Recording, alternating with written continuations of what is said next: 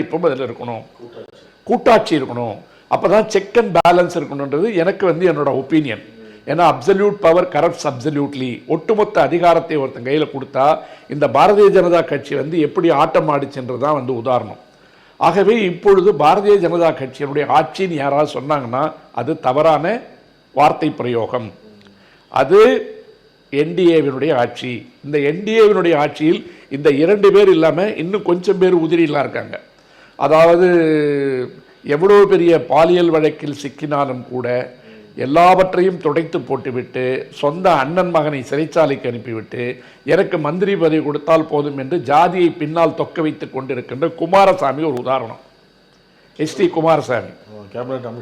ஆமாம், அது ஒரு கேவலமான உதாரணம். அது அதாவது இவங்க என்ன சொல்லுவாங்கன்னு கேட்டிங்கன்னா, இந்த குற்றச்சாட்டு அந்த குற்றச்சாட்டு, ஊழல் குற்றச்சாட்டு, பாலியல் குற்றச்சாட்டுன்னு சந்தி சிரிக்கிற இடத்துல வந்து குமாரசாமிக்கு பதவி கொடுத்துருக்கீங்க. வாரிசு நடிச்சிட்டீங்க.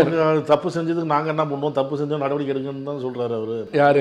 வேறு எங்கள் குடும்பம் வேறங்கிறாருல. எப்படி உங்கள் குடும்பம் வேறு? உங்கள் அண்ணன் பையன் உங்கள் பையன் இல்லையா? என்ன இது வந்து இந்த மோடி கதையாக இருக்குது. ஜெயிச்சா எந்த தோத்தா அவங்க யாருன்னு சொல்கிற மாதிரி இந்த மோடி கதை தான் இது. அதாவது அப்போ வந்து தேர்தல் நிற்கும்போது நீங்கள் சீட்டு கொடுக்கணும்னு சொல்லியிருக்கணும். ரேவண்ணா வந்து உங்கள் அண்ணன் தானே.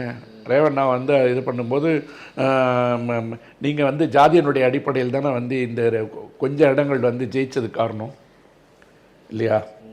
இப்போது எந்த அடிப்படையில் நம்ம வந்து பார்த்தாலும் வாரிசு அரசியல் உடனே வந்து எல்லா வாரிசுகள்லாம் நாங்கள் ஒழி பண்ணார்ல நரேந்திர மோடி. ராகுல் காந்தி இப்போ தான் கீழ்ச்சி தொங்க விட்டுருக்காரு. யார் வாரிசு எத்தனை பேர் வந்திருக்கான்னு கிட்டத்தட்ட 20 பாராளுமன்ற உறுப்பினர்களுக்கு மேலே வந்து வாரிசாக வந்து அவங்களுக்கு பதவியும் கொடுத்துருக்காரு. இந்த பதவி கொடுத்ததிலே கிட்டத்தட்ட ஒரு 20 பேர் வந்து முழுக்க வாரிசுகள். அதாவது மோடி வந்து எப்படின்னு கேட்டிங்கன்னா, மோடி என்பது பேசுவதும் ஒன்று செய்வதும் ஒன்று. தமிழில் வந்து மோடி என்றால் ஏமாற்றுதல் என்று ஒரு பொருள் உண்டு. மோடி என்றால்